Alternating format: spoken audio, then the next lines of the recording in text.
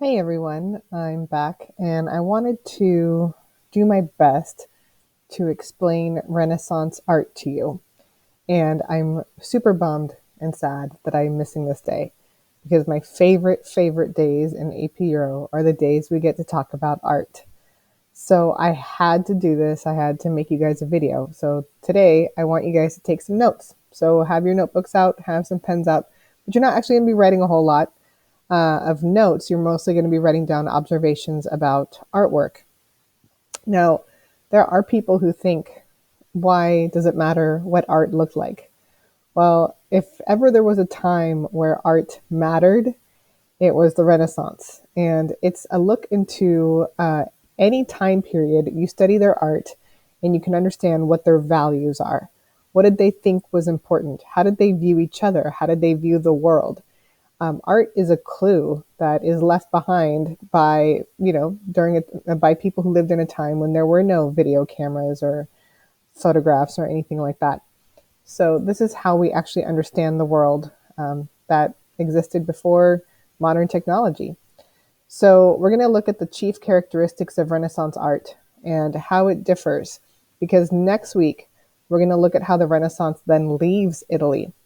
The Renaissance, travels north to what is now Germany and the Netherlands and England, but it's going to have a very different look, right? It's not going to look like the Italian Renaissance. It's going to have its own sort of unique twist to it. And for us to understand the difference between the Italian and Northern Renaissance is actually super important because the Northern Renaissance is going to spark a very important event that is going to change the trajectory of all of Europe. So that's where this is headed. All of it's connected. So please pay attention and see if you can follow where this is coming from. Okay. We're going to look also at humanism in Renaissance art. Humanism is a major theme in Renaissance art. So let's see if you can identify the aspects of humanism in all of these different pieces that I'm going to show you. So obviously you guys have seen this one, and it's also in the corner in the classroom.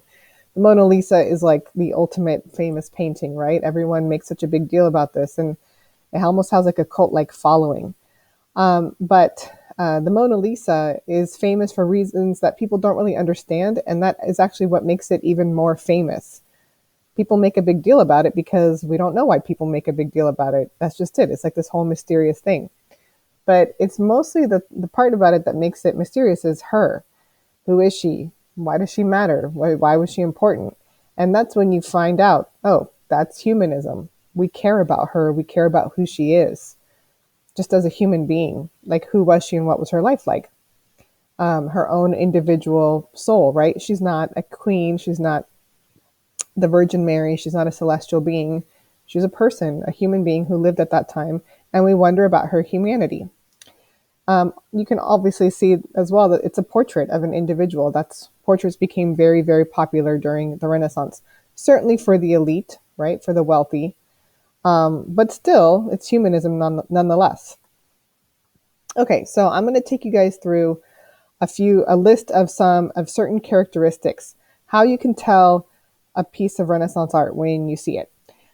So if you're taking notes, you might want to write it down. Just the list. The list I think is 1 through 8 or something like that. So just keep a list of all the different characteristics of Renaissance art, and I'm going to show you an example for each one. So the first one is realism and expression. Remember, we saw medieval art that people's faces had very little expression to them. They all look the same. They look kind of wooden and two-dimensional, and also not very realistic, right? Not a whole lot of perspective or dimensions to it. We see even in early Renaissance art like this one. This is by an Italian artist named Masaccio. And he actually paints this painting of Adam and Eve. You guys might be familiar with the story of Adam and Eve, right? It's a story from the Bible. It's about the creation, and God invents Adam and then Eve, and then they commit a sin, and they are expelled from the Garden of Eden, which is like this paradise. But in the Bible, they also say Adam and Eve wore no clothes because in paradise you didn't need clothes. So when they were expelled, that's when they kind of discovered that they were naked. That's kind of the Bible's explanation for why we wear clothes. But you'll notice too that something that is really characteristic about this painting is that it's realism, right? Like those bodies look actually real, like anatomically correct. Their faces have actual expression, like you can tell that they are anguishing and suffering over what has happened. The angel looks ready to punish them and strike them down with no mercy, right? Like an avenging angel that is striking them out of paradise. So that's what we mean by realism and expression. And this is how it's different from medieval art. Also notice Adam and Eve are portrayed as nude. Obviously, you guys probably noticed that. This is the first time that we start to see nudes during the Renaissance since classical times. So this is early Renaissance again. Here's another characteristic. Number 2 is perspective. Perspective, and it's also what's called linear perspective. It's a vocab term. Might want to know that one. Linear perspective is something that artists use. They use two connecting lines, and what is in the middle here, if you can see my arrow, it's called a vanishing point. Perspective is what is made to create the feeling or the impression of, things that are further away and then things that are up close. So this was a way to make art obviously also look more realistic.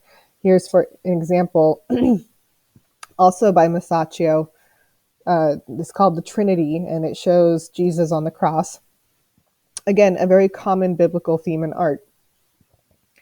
And you can see, of course, that he appears to be in some sort of Roman-looking sort of archway.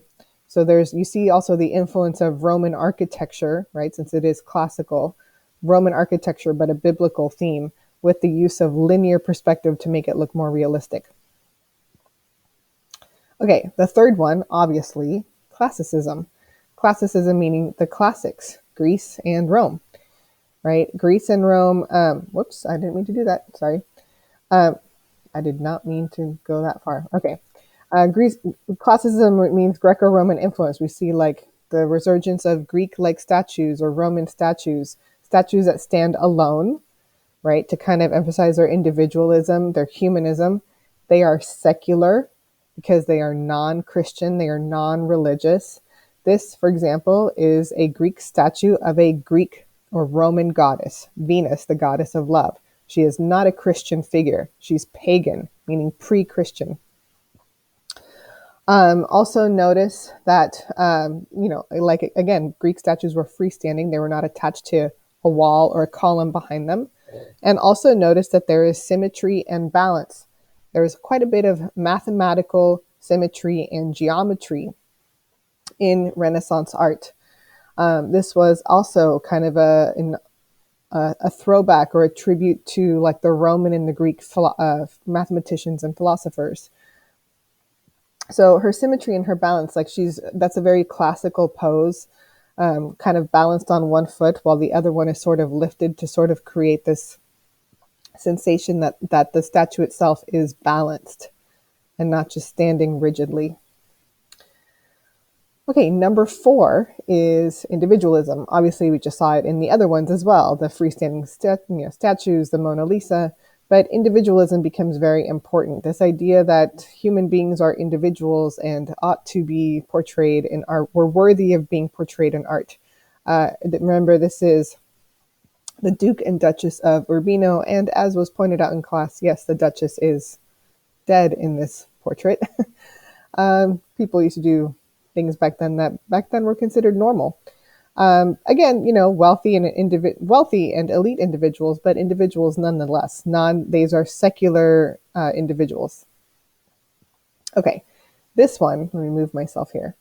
What you guys will see, there's also a lot of, like I mentioned before, geometrical arrangement of figures. This is a painting by Leonardo da Vinci, who is, of course, one of the masters of the Renaissance. You've all heard of him before, I'm sure. It's called the Dreyfus Madonna with the pomegranate, because she actually is holding a pomegranate. Leonardo da Vinci, he was very adamant about painting it symmetrically, meaning that the sides of the painting had to be balanced in several ways, and let me show you how. So I'm going to use my arrow here, but this was sort of Leonardo da Vinci's way of painting the figure itself, which in this case is the Virgin Mary and baby Jesus, as almost like architecture, right? Like it has a structure to it. Now let me explain what I mean. Here you have Mary, of course, modeled after an Italian woman. And she is kind of a triangle, like her figure is a triangle. She's got sort of the head at the top, and then her body slopes down on either sides, and she makes a triangular figure. This creates a sense of balance and symmetry in the painting. And then Jesus himself as well, the way that he is looking up and then the way his arm is extended out also creates a sort of triangular figure, and also how it's connected to Mary's hand as well. There's a triangle there as well. Leonardo hid a lot of geometry in his paintings because, as a Renaissance man, he was also, an amateur mathematician.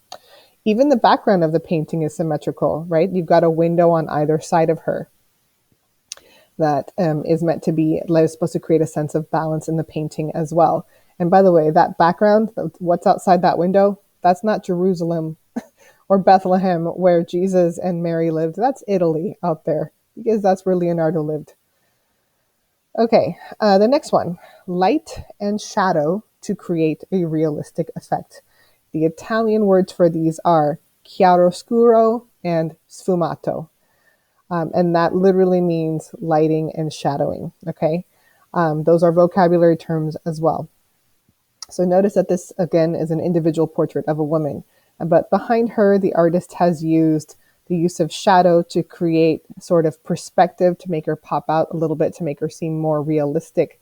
And then also use shadowing in like the contours of her face and her neck. And then also used paint to create light. It almost looks like the sun is shining on her face, but it's really just an effect that the artist uses with paint. Number 7, the fact that artists became celebrities, that artists themselves were known for being actual like personalities, actual famous people. Back then, artists and singers and stuff like that, and actors and actresses, they weren't as famous as we would regard them today. In fact, most of them weren't famous at all. Other than figures of the church and political figures, the other celebrities of the day were these guys, the artists. In fact, one Italian writer in 1515, Giorgio Vasari, literally wrote a book about the lives of the most excellent painters, sculptors, and architects. Leonardo, Raphael, Michelangelo, Donatello, all the Ninja Turtles, all the Renaissance artists, they became known for their quote-unquote brand, for their look. Each of them had a particular look about their painting. They all sort of created their own unique kind of style of painting as well. And so they they became famous for that. Kind of like celebrities of today. They're famous for their look or their unique style. In what they wear, in the music that they make, and stuff like that. So that's the other one. The fact that artists finally became famous. In medieval times, we see many, many medieval paintings that we have no idea who the artist was, because artists were simply just people who were hired to paint portraits for kings and other important individuals. But the artists themselves were not important. This time they are. Okay, so that's the list of all the characteristics. So now let me talk to you guys a little bit about, who some of these artists are and how to identify them. So in the early Renaissance, can I get rid of this down here? How do I get rid of that? Nope. Go back. Okay, in the early Renaissance, we saw the artists like Giotto and Masaccio, and who start to create a new realism. What they were trying to do was imitate nature, right? They're trying to actually, in their paintings, imitate what nature itself looks like, almost as if you were to take a picture, but there were no cameras back then. They have perspective and organization. Their paintings also have movement, right? Like when you look at paintings from the Renaissance, other than portraits where a person is standing still, in other Renaissance paintings, people are moving. There's like an action sort of that's taking place. Also, bodies are anatomically correct, and there's a reason for that. Renaissance artists were also very much drawn to science, and they wanted to, after living through, all this plague and violence, many of them there was a growing interest in medicine. And in medieval times, the church had actually outlawed the use of things like autopsies or dissecting bodies to learn more about them. But after the plague, there was a growing like interest in medicine, and people began to actually, dissect human cadavers. Well, artists were also really interested in this, and they also began to look at cadavers and dissect human bodies in order to understand the anatomical structure behind them. Some of the artists that were hired at the time by some of the most wealthy families, like the Medici, were actually great patrons of the arts, and they even hired their own personal artist. His name was Sandro Botticelli, who painted many masterpieces for the Medici family. Cosimo de' Medici also hired Donatello. Donatello was just a young artist who was relatively unknown until Cosimo de' Medici hired him. There was also Filippo Brunelleschi, who was an architect who actually built and designed the great giant Duomo of Florence, which I will show you guys in just a second. So artists used to be, just artisans. They were just craftspeople, like anyone, like any other craftsperson. They would start as an apprentice. They would master craft. They'd join a guild, and then they would get hired for certain projects. But by the time we get to the 1500s, which is like the high Renaissance, they were no longer just artisans. They were now artistic geniuses and true Renaissance men. In fact, many of these artists became incredibly wealthy and were equal to the elites of society. Many of them were even philosophers like Leonardo da Vinci, and they helped to spur like all these new intellectual theories in art and science, including about things like anatomy and physiology. Here's, for example, what I mean by movement in paintings. Here's a painting called The Tribute Money, also by Masaccio. Take a look at what's happening in the painting. This is actually a painting of Jesus Christ, and he is outside of a temple, and he is having a kind of heated discussion with these merchants and other disciples outside of this temple. If you look, right, like you can see that they're having a heated discussion and that there's arguing taking place. Interestingly enough, they all also have halos, right? So some of these men who are the disciples of Jesus, they have halos as well, that which indicates that they are holy or celestial beings, and they're all dressed, like they're from biblical times, from the Roman Empire. They're wearing their togas, except for one guy who obviously looks like he is this guy right here, the guy who has his back to you. That appears to be the guy that who actually lived in the Renaissance. He's wearing Renaissance era fashion. Some people believe that that was Masaccio putting himself in the painting. But you can see the movement, the action that is taking place. They're not all just standing still like stagnant figures. They're actually like moving and talking. You can tell they're talking and moving, like there's something happening. Same thing here. This is a painting by Botticelli. Now notice this. This is very Renaissance-y, right? Because first of all, it's secular. It's not Christian. It's actually a painting of Roman gods and goddesses. It's called Primavera, which means springtime. And it is a depiction of the muses. These are notice, of course, the use of nudity as well. The human figure, right? The sort of praising of the human body as the ultimate praising of God's design.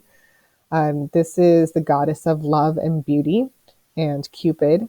And springtime is pregnant, and she's being brought in by these winds of change, and then the muses, and then the messenger god as well, in an orange grove. Interestingly enough, Botticelli later hated this painting, and he viewed it as sinful. It was almost destroyed. Okay, now this is actually one of my favorites. This is by Raphael, and Raphael was considered one of, kind of peak Renaissance. Raphael was known for painting like very adorable, pink-cheeked, chubby babies and angels, and very kind of tender-looking Madonnas with babies.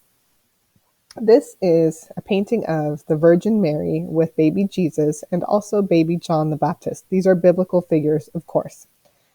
Notice again in the background, that is Italy. That is not the Middle East, which is where Jesus actually lived. Also, you'll notice a few things. You can tell that's Mary because she is in a blue robe, but she is also wearing Renaissance era, like a Renaissance era dress. She also has red hair, and she's very fair-skinned.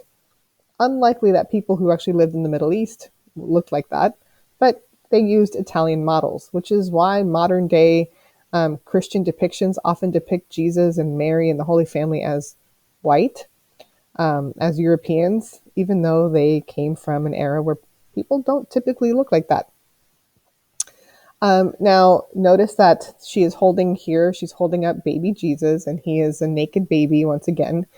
And next to them is John the Baptist, who in the Bible is one of Jesus's friends. And he is always depicted wearing this sort of like loincloth and carrying this big cross, like this tall cross or staff. Now, what's really interesting about this painting is the humanism in it. Okay, notice, you guys look quickly. Where are the halos? Do you see a halo? Look closely above each of their heads. Can you see their halos? They are there, I promise, but they are very, very faint. They're barely noticeable. And Raphael does that on purpose. Notice there's a halo above Jesus, and there's a very faint halo above John the Baptist, and a very, very faint one above Mary's head. Why do you think he painted their halos so lightly rather than these big gold plates that the other artists were often using? He does that because of humanism. He humanizes them. He depicts them as actual human beings, individuals, a mother and child with another baby, right? That's what he's depicting here, is not so much their celestialness, their heavenliness, their divinity. Their humanity is what is depicted here. It is a very nice painting, and it is in the Louvre in Paris. And this is why Raphael is actually regarded as perhaps the greatest of the Renaissance painters. Okay, this is a sculpture. Oh, yeah, sorry. Oh my gosh. This is a sculpture by Donatello of David, as in the story of David and Goliath. If you are familiar with the story of David and Goliath, in the Bible, David was a young boy who slayed the giant Goliath. He was a young boy, like somewhere between the ages of like 12 and 13. And then a giant comes and he slays the giant with a slingshot. Okay, that's the story. It's a story of like the little guy against the big guy, and the story of victory and how David kind of trusted his own instincts. It's a story that's supposed to teach a lesson in the Bible. Now, Donatello was a relatively unknown artist at the time when Cosimo de' Medici hired him to make this, and this was actually placed in the Medici Palace in Florence. When Donatello first made this, it was considered scandalous. Everybody hated it except for Cosimo de' Medici. He liked it and he placed it in his palace. People thought that it was disrespectful. Perhaps it's because David is naked in the sculpture. Perhaps it's because of David's face and his posture. David looks kind of arrogant or disrespectful. He appears to have some sort of smirk on his face, like he's sort of like smiling in a what people back then kind of regarded as a disrespectful tone.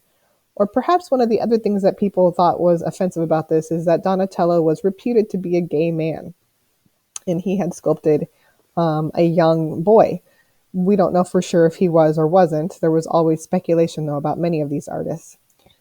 But notice, though, the balance, right? The classical pose. A freestanding statue that, kind of emphasizes the individualism of David himself. He's holding a sword, and at his feet is Goliath's head. He's standing on the head of the giant that he has slayed. But he's depicted as like a young boy, right? Notice also the classical pose of the balanced legs and one hand on his hip, and that this kind of sort of kind of overly young and sassy pose that sort of offended people. Donatello really liked to push the envelope, so he also sculpted this. I know you guys saw this in the video. This is Mary Magdalene. Again, another biblical theme, but with humanistic characteristics, right? It's a freestanding statues, and it is a very honest look at what Mary Magdalene most likely looked like.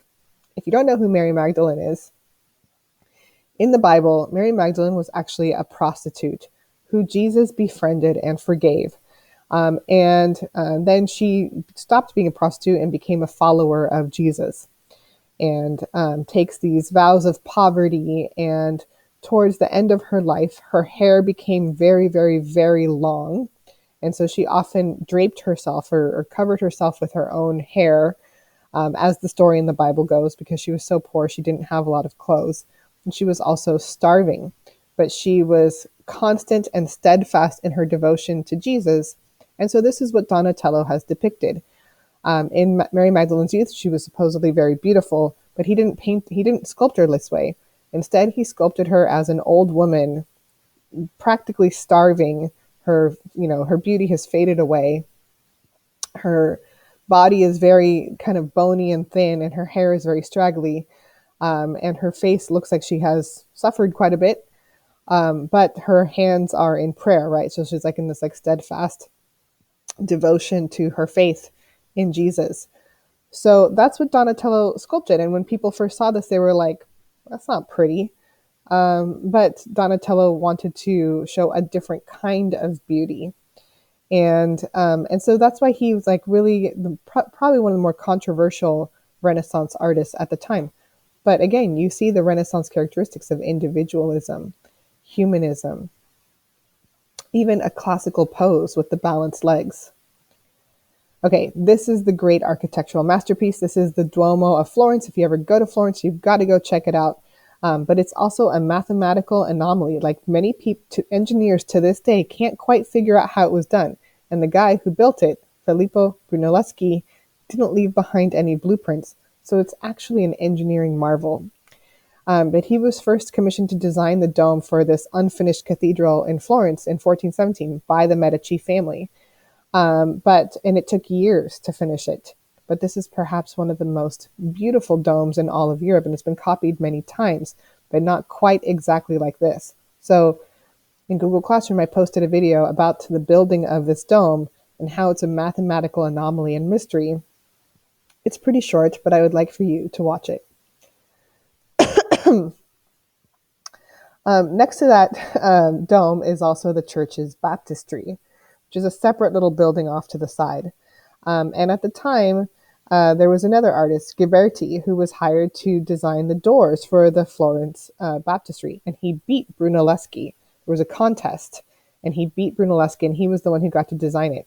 If you look closely, each and every single one of those squares on the doors is cast in bronze and depicts very realistically, with perspective and everything, a scene from the Bible. And if you look over here, you will see a young Mrs. Dillon on her first trip to Italy. I think I was 20 years old, standing in front of Ghiberti's doors. Last time I was in Florence, there was a big barricade in front of them, and you couldn't stand in front of them anymore. So it's pretty cool that I got to stand in front of them once. Okay, this is the interior of the Church of San Lorenzo as well. Notice the symmetry.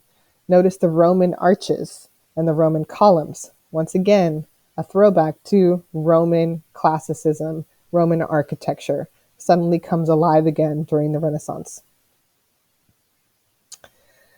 Okay, so during the High Renaissance, things start to change a little bit. There's a sort of mastery of what's called scientific observation. Artists became real observers of the natural world. They really wanted to imitate nature as they saw it in the most scientific way. And so that's how some of these artists were also early scientists as well. And many of them developed their own individual way of expressing their subject matter. In other words, every artist is comes up with their own manner or style. This is known as mannerism. So this means that, like, basically when you look at a painting, you can usually tell who it is based on what they look like. Although mannerism is slightly different. Mannerism also often kind of departs from this imitation of nature. Mannerism kind of has its own very different look. I'll show you guys what I mean in just a second. We're going to start to see artists who will define the High Renaissance, like Leonardo da Vinci, Raphael, Michelangelo, and Bramante.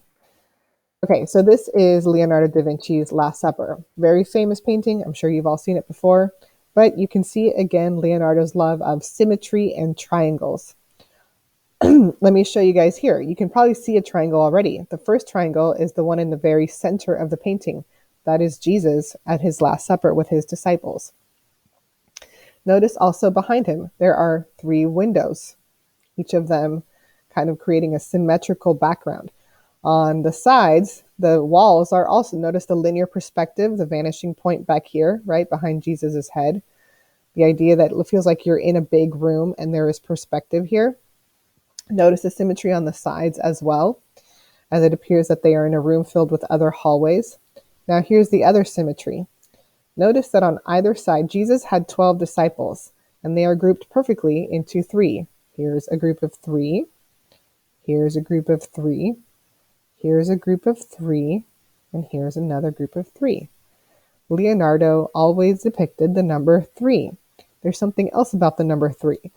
The number 3 has a significant symbolism in Catholicism because it represents the Holy Trinity, the Father, the Son, and the Holy Ghost.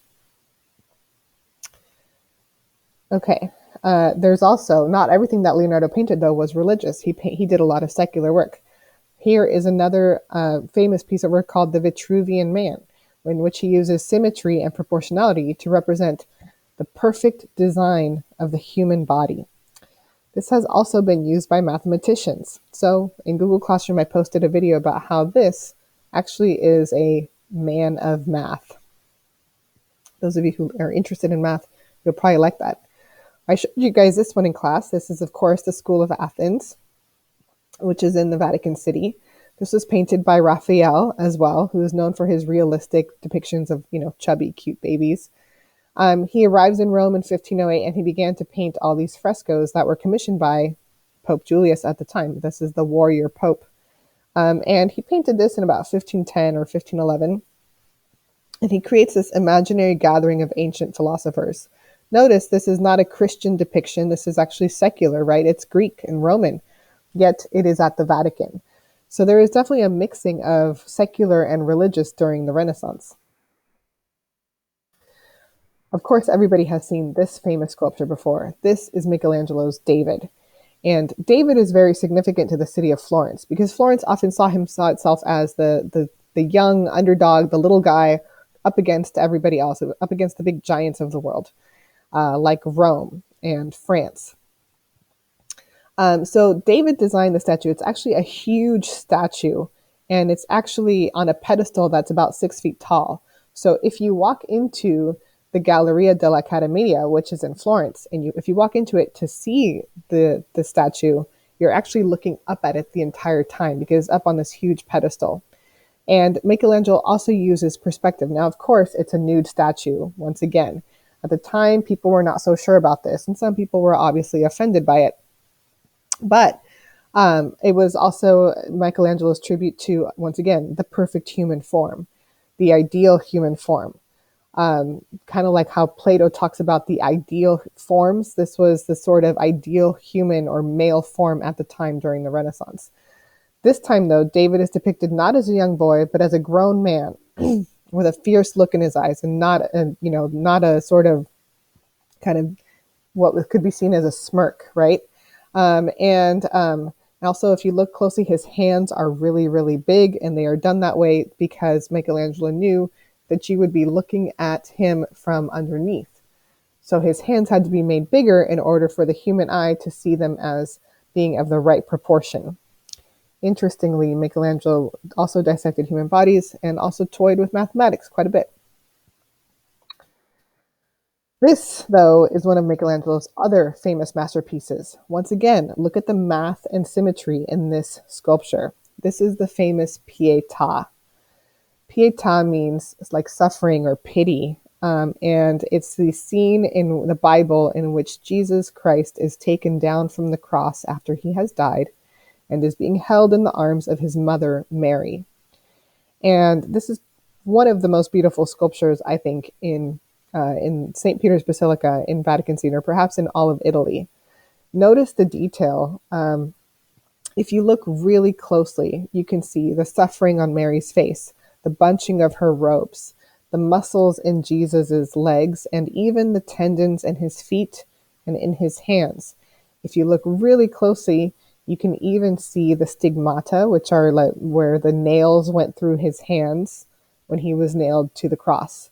You can even see like the realism in the way his hair curls back. If I could find a close-up of it, I'll show you guys in class, but you could certainly zoom in. If you go online and look at paintings of this or look at pictures of this, there are ways that you can actually zoom in and really see the detail. There's even, if you look down here, kind of hard to see it, but there's even a stigmata on his feet, which is where the nails were driven into his feet when he was nailed to the cross. But once again, notice the symmetry. It is once again in the balanced shape of a triangle. Triangle representing three, the Holy Trinity, the Father, the Son, and the Holy Spirit. So remember that while the Renaissance was definitely a secular movement, it was also a deeply religious one as well. It was a little bit more complicated than simply just a secular movement. Last but not least, I want to leave you guys with this scene from the Sistine Chapel in the Vatican, which Michelangelo also painted. This is a style called Mannerism. And what we mean by that is that Mannerism is a little bit different from other Renaissance art in the sense that with Mannerism, it no longer starts to resemble nature anymore. It no longer starts to resemble what people actually look like. These are not ideal forms. Instead, this is the artist's own manner of depicting things, people, humans, scenes. Michelangelo liked to paint. He was more of a sculptor. He didn't really like to paint that much. So when he painted the human form as like incredibly bulky and muscular, like having over way too many muscles. So rather anatomically incorrect in some ways and unrealistic. That's what makes it mannerism. Other artists that would be depicted as or classified as mannerism did other things to kind of make their human forms look rather unrealistic, which you guys will see when you do your homework. This is actually a scene from the Sistine Chapel, and it shows people basically falling into hell as they're being damned on Judgment Day. Michelangelo hated painting the Sistine Chapel, so a lot of the things that he painted look like this. You can kind of see his rage and anger kind of seeping through the painting. I think he really painted how he felt. Anyway, guys, that was it. That's my little tour of Italian Renaissance art for you guys. I'm sorry that I couldn't do it in person with you, but I promise that I'll make it up to you guys next time we look at art. There is a bit of homework for you, though, to get caught up, because next week we're going to do an assignment on the Northern Renaissance, and you're going to do an actual Renaissance gallery walk in which you're going to hopefully get to identify these paintings and these works of art on your own. So for homework, please read pages 349 to 356. This covers Italian Renaissance art, but also the Northern Renaissance. So please be prepared for that. I posted 4 videos in Google Classroom today. They're optional, but very, very helpful, and I highly recommend them. Also work on those IDs because they are due on Friday. All right, guys, if you have any questions, you guys know how to get a hold of me. Just email me, hit me up. I'm available. I'll see you all next week.